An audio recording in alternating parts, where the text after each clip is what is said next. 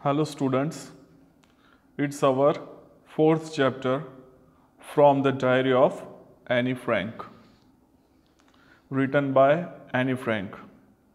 So, this story tells us how the diary became the true friend of a lonely girl, Annie. So, in this story, the main characters are Annie Frank, Mr. Keesing, Annie's classmates. The diary entry was written during the World War II era in Amsterdam. The background of the story is Annie Frank was a German born Jewish girl who wrote while in hiding with her family and four friends in Amsterdam during the German occupation of Netherlands in World War II. The main thing is that the extract describe Annie's school's life, her thoughts on her family, friends, classmates, teachers, etc. The diary also reflects her loneliness and longing for a true friend. Means यहाँ पे जो मतलब ये story जो दी गई है वो एनिस की स्कूल की लाइफ जो थी एन की, तो उसके बारे में लिखा हुआ है। वो क्या सोचती थी, वो अपनी फैमिली के बारे में, अपने फ्रेंड्स के बारे में, अपने क्लासमेट के बारे में और टीचर्स के बारे में। तो यहाँ पे वो सब उसने अपनी डायरी में लिखा है और ये भी बताती है कि इस डायरी ने उसका अकेलापन कैसे दूर कर दिया है। मीन्स के ये डायरी लिखने से उसका जो अकेलापन था, वो अपनी जो फीलिंग्स थी वो सारी उसके अंदर लिख सकती थी, जो कि कोई भी फ्रेंड्स को बता नहीं सकती थी वो। तो वो सारी फीलिंग्स वो डायरी में लिखा करती थी। तो उसके बारे में ये पूरा लेसन है। So I will tell you the brief summary of the chapter. Anne Frank was a little Jewish girl. Means Anne जो फ्रैंक थी एक छोटी यहूदी लड़की थी। तो जैसे यहूदी मतलब अभी मैंने बताया था कि जो अलग अलग जो जर्मन थे उसमें से यहूदी हुआ करते थे। तो जैसे हिंदू है, मुस्लिम है, वैसे एक यहूदी छोटी सी लड़की थी। She use to write a diary. तो वह एक डायरी लिखा करती थी। इन हर डायरी, तो अपनी डायरी में she gives a sensational account of her life. तो सेंसेशनल मतलब रोमांचक। तो वह अपने जीवन का एक रोमांचक वर्णन करती है। This chapter contains the first few pages of her diary. तो इस लेख में मतलब उस डायरी में कुछ पन्नों से ही पेज लिए गए थे। मतलब पूरी डायरी नहीं लिखी थी, उसमें से एक आध जो आगे वाले पन्ने थे कुछ, उसमें से कुछ प्रसंग दिए गए हैं। तो वही इसमें लिखा गया है। पूरी डायरी के नहीं लिखी है क्योंकि पूरी डायरी तो बहुत बड़ी होगी। Here she tells why she decided to keep a diary. तो इसमें यह बताती है कि उसने डायरी लिखने का मन कैसे बनाया। She had no one with whom she could share the feelings of her heart. तो ऐसा कोई नहीं था कि जिसके साथ वो अपने मन की बातें कर सकती है। जो मन में पर्सनल जो थिंग्स होती है, अपनी फीलिंग्स थी दिल में छुपी हुई, वो किसी से शेयर नहीं कर सकती थी। So she decided to keep a diary in which she could pour out her innermost feelings. तो इसलिए उसने एक डायरी रखने का मन बना लिया जिसमें वह अपने अंतर्मन में जो भी भावनाओं थे तो वो लिख सके। इसलिए उसने डायरी लिखना शुरू कर दिया। तो इनर मोस्ट मतलब अंतर्मन की जो फीलिंग्स होती है, तो वो सब बातें तो उस डायरी में लिख सके, इसलिए उसने डायरी कीप करी थी। फर्स्ट ऑफ ऑल, तो सबसे पहले she gives a brief account of her parents and her Elder sister. तो सबसे पहले वो अपने माता पिता और अपनी बड़ी बहन का एक संक्षिप्त वर्णन करती है अपनी डायरी में। Then she gives a funny picture of her days at school. फिर वह स्कूल में बिताए अपने हास्यपूर्ण जो दिनों थे तो उसका वर्णन करती है। शी टेल्स, वो हमें कहती है, how she use to be very talkative. तो वह बताती है कि किस तरह वह बहुत टॉकेटिव, मतलब ज़्यादा बातें करते हैं, उसको टॉकेटिव बोलते हैं। तो वो कैसे टॉकेटिव हुआ करती थी उस समय स्कूल में। हर teacher tried to punish her by giving her extra homework. तो उसके जो टीचर्स होते थे तो उसे अतिरिक्त होमवर्क देकर उसे पनिश करने का प्रयत्न किया करते थे। He gave her an essay to write. तो उन्होंने उसे एक ऐसे लिखने को दिया पनिशमेंट के तौर पे। एंड ही ब्रॉट द ऐसे इन the form of a humour और वर्स। तो एनी ने यह जो होमवर्क था ऐसे उसको ह्यूमरस वर्स में लिखा, मतलब मजाकिया कविता के रूप में उसको लिख दिया ऐसे। The teacher was very pleased to read it. तो जो टीचर ने उस कविता को पढ़ा और बहुत खुश हुए थे। He allowed Anne to talk in his class. फिर उन्होंने एनी को अपनी बातें कर सकती है उनके क्लास में, अगर वो है तो अभी वो एनी से बातें कर सकती है। तो इस तरह उसको इजाज़त दे दी। So the main points of the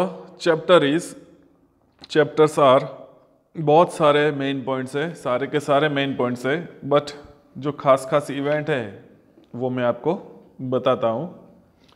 in this chapter Anne Frank tells about the early years of her life.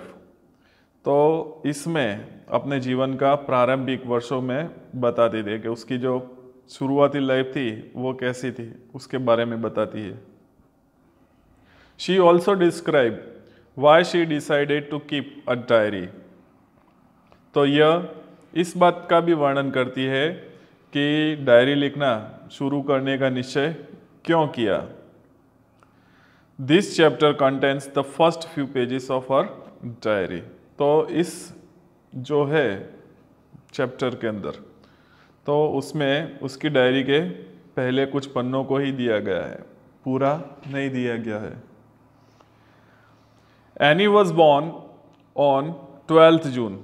तो एनी का जन्म 12 जून 1929, तो 1929 में इन फ्रैंकफर्ट इन जर्मनी, तो जर्मनी के फ्रैंकफर्ट में हुआ था।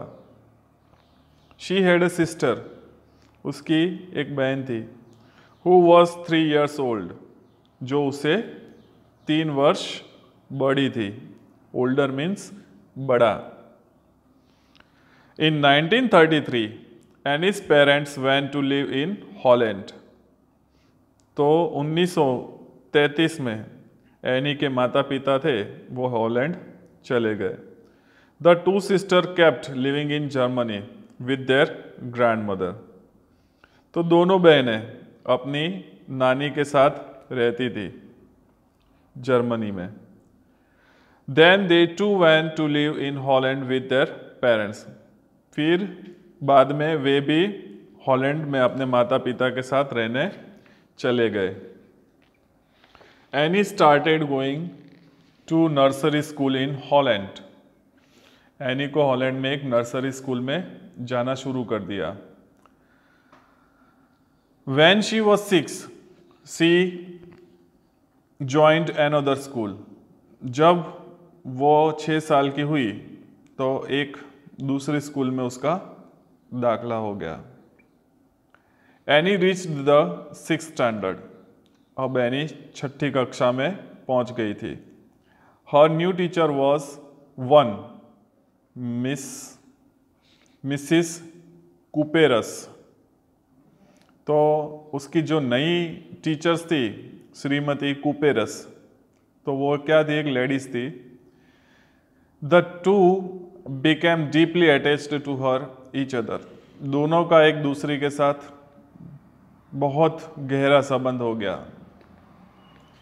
Any rights about her parents and Elder sister.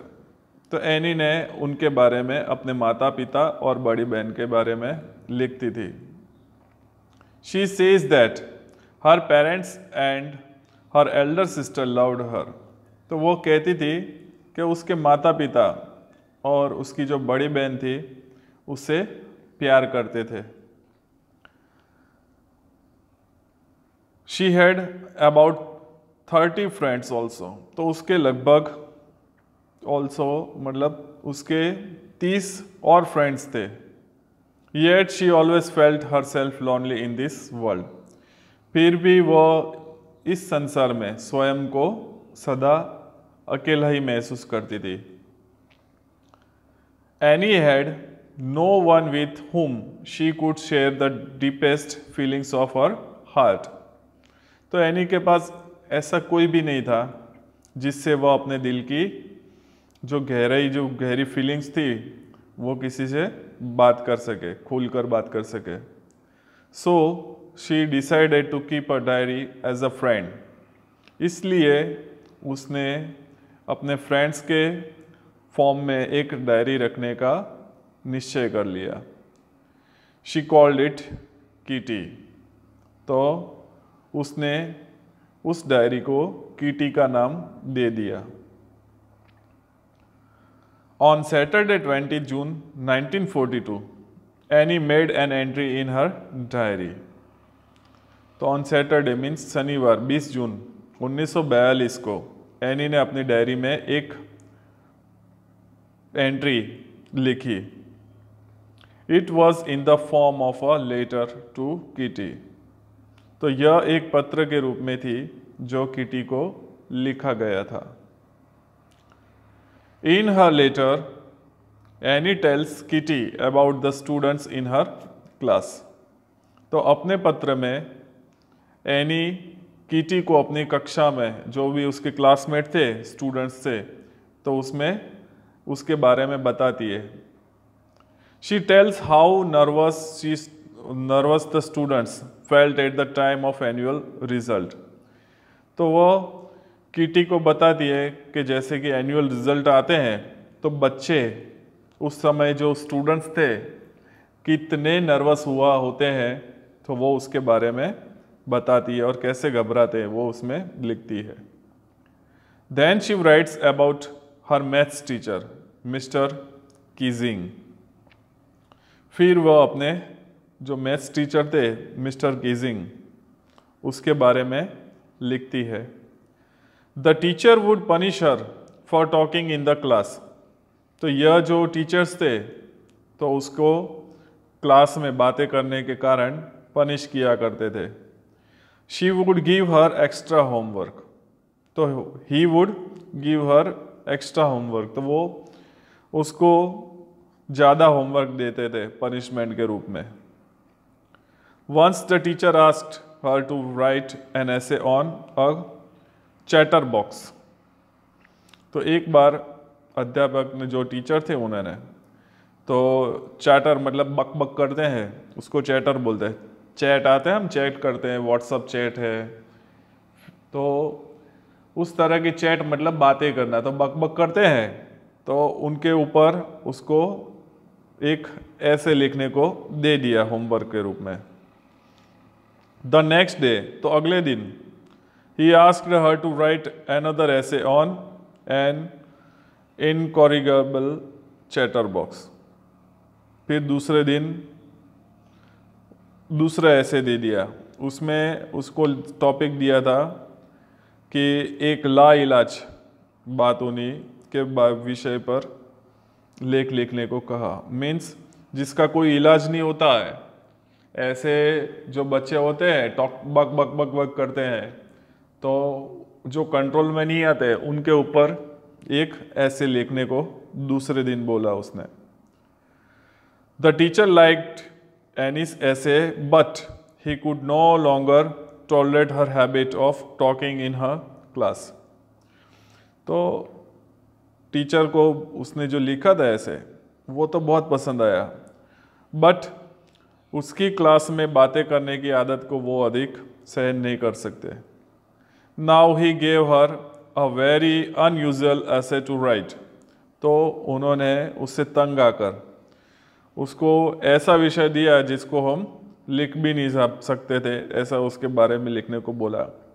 और वो टाइटल था, the title of the essay was quack quack quack said mistress chatterbox. तो उसका जो टाइटल था वो था क्वैक क्वैक का जो, और बताया कि जो बातूनी औरत ने कहा, टॉकेटिव चैटर बॉक्स, बक बक करते हैं उसको बातूनी बोलते हैं। तो औरत ने कहा, द टीचर हैड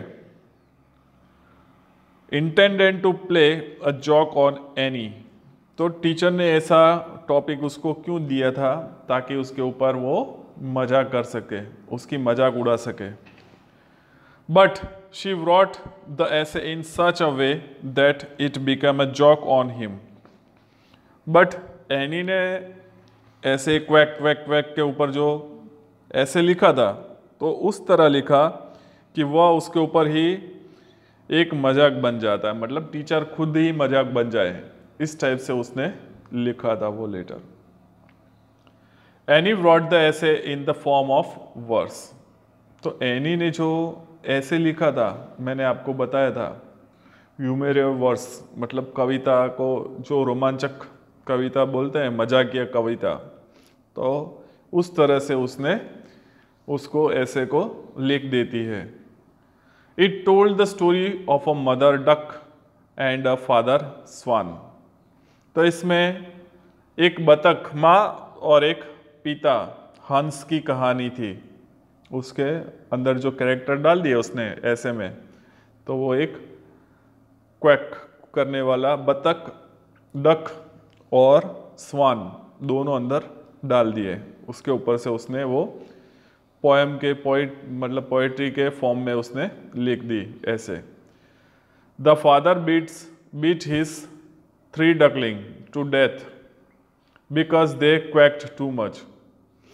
तो बाप ने उसने एनी ने लिख दिया, ऐसा लिखा कि अपने 3 जो डकलिंग्स थे, मतलब जो चूजे होते छोटे छोटे, चोंच से काट कर इसलिए मार दिया कि वो बहुत ज़्यादा kaa करते थे।